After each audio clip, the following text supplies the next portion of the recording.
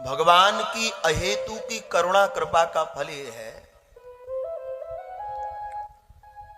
कि भगवान का सबसे सर्वाधिक प्रिय साधन अगर कोई है तो सत्संग है महाराज जी। एक तरफ सत्संग है और एक तरफ श्री सूरदास जी लिखते हैं संसार का कुसंग है। क्यों? महर्षि वाल्मीकि लिख रहे हैं एकैक मक्षरम पुंसाम महापातक नाशनम। बोली सत्संग की कितनी महिमा है महाराज जी। पूरी श्रीमद् भागवत का आश्रय तो क्या चले, पूरी श्रीमद् भागवत के 18,000 श्लोकों का आश्रय तो क्या चले। महर्षि वाल्मीकि तो कहते हैं कि भगवान की कथा का एक अक्षर भी अगर कानों में पड़ गया तो इस लोक से परलोक तक की यात्रा ये जीव कर लेता है महाराज। एक एक मक्षरम पुंसाम महापातक नाशनम। महाराज सुमेरु पर्वत के जैसे भी पाप राशि का ढेर लग जाए फिर भी ठाकुर जी कहते हैं मेरे सत्संग की इतनी महिमा है मैं जीव के पापों की ओर नहीं देखता। क्यों? नाम, रूप, गुण, लीला और धाम, ये पांचों मुझे इतने प्रिय हैं। एक बार भी सत्संग कानों में चला गया महाराज तो जीवन धन्य है। और हमारे लिए तो 7 दिन का अवसर मिला है। कितना सौभाग्य है, जहां एक अक्षर में कल्याण हो रहा है वहां 7 दिन का अवसर मिला है। महाराज जी पूज्यपाद प्रातः स्मरणीय स्वामी अखंडानंद जी महाराज एक संस्मरण सुनाते थे। एक सेठ थे, जीवन में कभी सत्संग में नहीं गए, कभी कथा नहीं सुनी और कथा की तो छोड़ो कभी भगवान का दर्शन नहीं किया, कभी नहीं किया महाराज ना। अब वो जैसे ही शर्त सुना तो बड़ा आश्चर्य में पड़ गए। बोले शर्त क्या है? बोले सेठ जी मेरी एक शर्त है, बोझा तो मैं आप जहां कहोगे जिस गंतव्य तक आप जाना चाहते हो वहां पहुंचा दूंगा, पर एक शर्त है। सेठ जी कहते हैं शर्त है तो सुना भाई, अगर योग्य होगी पूरी करने की तो पूरी करूंगा। बोले सेठ जी इस बोझे को तो मैं अपने कंधों पर धारण करके ले जाऊंगा, पर एक काम करना। बोले क्या? बोले या तो तुम मुझे भगवान की कथा सुनाओ या मैं सुनाऊं। अब सेठ जी कहते हैं हमने कभी दर्शन नहीं किया, तुम कह रहे कथा। सेठ जी हाथ जोड़कर कहते हैं भैया देख, ना तो कभी हम दर्शन की ना सुनी कथा, पर हां एक काम कर, इससे अच्छा लाभ होगा भी नहीं, तुम ही बोझा रखो और तुम ही कथा सुना और तुम ही सुनो, ये भी बहुत बढ़िया। उसने बोझा भी रख लिया और हरेर नाम भगवान की कथा गाता गाता गाता वो चला जा रहा और वो सेठ उसके संग में केवल सुन रहा है। उसको कोई रुचि नहीं है प्राणनाथ, केवल करणों में जा रहे हैं। और जब वो गंतव्य तक पहुंचा, बोझे को रखा, सेठ को प्रणाम किया और अपने कार्य के लिए जब चला गया, मेरे भाई बहन जब उस वैश्य के प्राण निकले और प्राण निकलकर जब वो सबसे पहले भगवान धर्मराज की सभा में पहुंचा है, तो धर्मराज की सभा में जैसे ही पहुंचा, धर्मराज कहते हैं भैया सुनो, जीव के पापों का और पुण्यों का निर्णय हमारे हाथ में है। मैं देख रहा हूं तुम्हारे पापों को, तुम्हारे कर्मों के विपाक को मैं देख रहा हूं, कोई पुण्य नहीं किया तुमने। अब वो सेठ भी मुंह लटकाए खड़े धर्मराज की सभा में, किया हो तो किया ही नहीं है। पर धर्मराज कहते हैं तुमने कोई पुण्य किया तो नहीं है, पर एक पुण्य है। कौन सा? एक पुण्य है, मार्ग में चलते चलते किसी ब्राह्मण से नहीं, किसी आचार्य से नहीं, एक मजदूर के मुख से तुमने भगवान की चर्चा सुनी। तो बोले इतना ही पुण्य है, कथा का पुण्य, बाकी तो पाप ही पाप है, नरक जाओगे। पर धर्मराज कहते हैं नरक तो जाना है, पर एक बात बताओ, पहले पुण्य भोगोगे कि पाप? क्या भोगना है पहले? पहले पुण्य भोगोगे कि पाप? अब वो हाथ जोड़कर कहता है बोले पाप ही पाप की, ये नरक तो जाना है, वो तो निश्चित है। नरक जाना है, पर हे नाथ ऐसी कृपा करो, मुझे पुण्य भोगना नहीं है।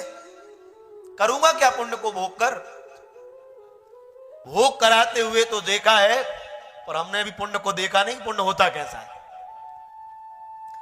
धर्मराज कहते हैं कोई बात नहीं, हमने तो नहीं देखा, पर पिताजी ब्रह्मा जी सृष्टि की रचना करते हैं, उन्होंने जरूर देखा होगा।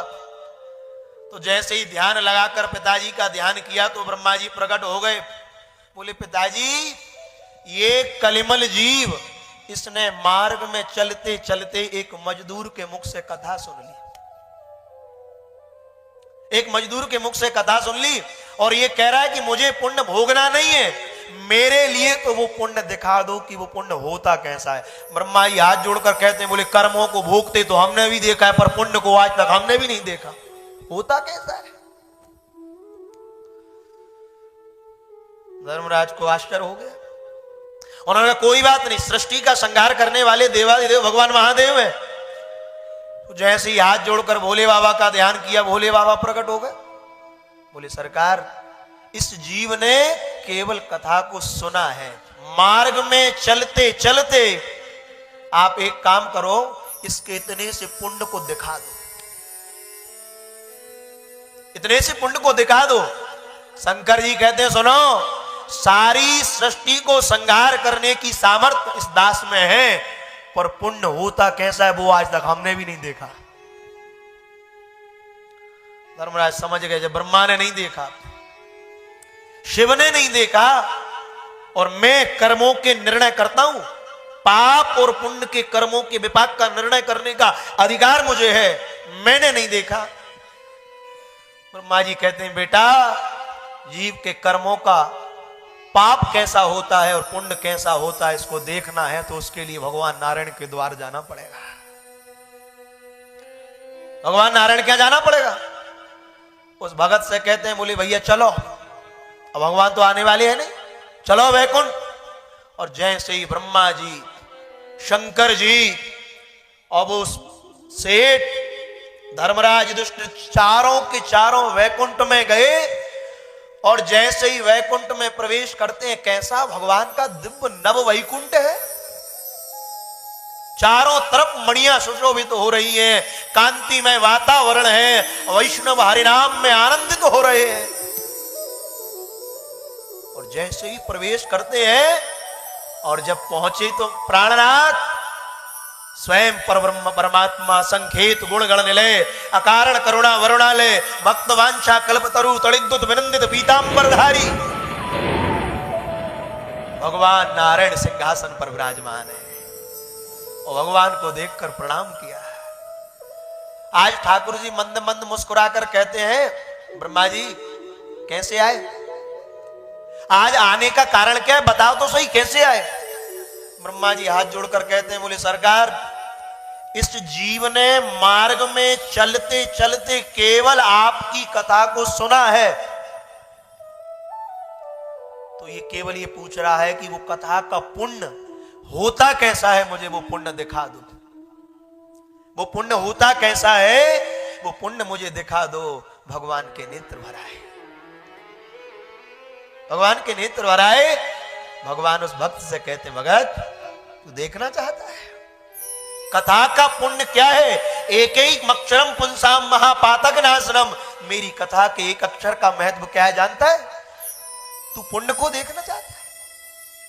भगत ये मेरी कथा की महिमा है कि बड़े बड़े अमलात्मा विमलात्मा ज्ञानेन्द्र मुनिंद्र योगेंद्र तपस्वी वैरागी परमहंस चक्र चूड़ामणि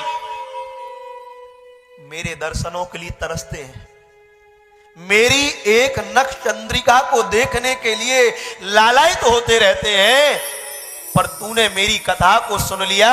उस कथा का पुण्य है कि सृष्टि को बनाने वाले ब्रह्मा जी, संहार करने वाले देवादिदेव महादेव शिव और जीव के कर्मों का निर्णय करने वाले धर्मराज तुझे लेकर आज मेरे बैकुंठ में मेरे सामने खड़े हैं। ये मेरी कथा का पुण्य है जो तू देख रहा है, ये मेरी कथा का पुण्य है जो तू आज मेरे सन्मुख खड़ा है। सन्मुख होई जीव मोई जबई, जीव जब मेरे सामने आ जाता है और जैसे ही धर्मराज ने देखा, बोले देख लिया पुण्य, चलो। सब उतना हाथ जोड़कर घबराया, अब इतने अच्छे कर्म है नहीं कि अब लौट के फिर बैकुंठ आ पाए। भोले बाबा की ओर देख कर कहता है, भोले बाबा एक काम और कर लें। बोले क्या? कथा के पुण्य से बैकुंठ तक तो आ गए, पर एक कृपा और कर लो, थोड़ी बात और कर लें भगवान से, 2 बात वो चर्चा कर लें, फिर पता नहीं मिला नहीं मिला सौभाग्य। बोले बाबा तो बोले बाबा, उन्हें कोई बात नहीं, कर लो। और जैसे ही चर्चा करने के लिए कहे तो भगत भोले बाबा भगवान नारायण से पूछता है, सरकार एक बात और पूछ लूं? आपकी कथा का पुण्य तो ये है कि मैं ब्रह्मा, शिव और धर्मराज के साथ आपके सन्मुख वैकुंठ में खड़ा हूं, आपका दर्शन कर रहा हूं, ये कथा की महिमा है। अब ये और बता दो कि आपके वैकुंठ में आपके दर्शन करने का पुण्य क्या है? तो भोले बाबा टेढ़ी तिरछी निगाह से देखते हैं, बोले भगत, भगवान के नेत्र भराए। भगवान नेत्र भर कर कहते हैं, भगत मेरी कथा का पुण्य ये है कि तू आज मेरे वैकुंठ में खड़ा है और जानता है मेरे दर्शन का पुण्य क्या है। जो मेरे दर्शन मेरे वैकुंठ में कर लेता है उसका पुण्य ये है कि जो एक बार वैकुंठ में आ जाता है फिर लौट कर नहीं जाता, फिर उसे संसार में जाना नहीं पड़ता। इसलिए महर्षि वाल्मीकि कह रहे हैं, एक एक मक्षरम पुंसाम महापातक नाशनम।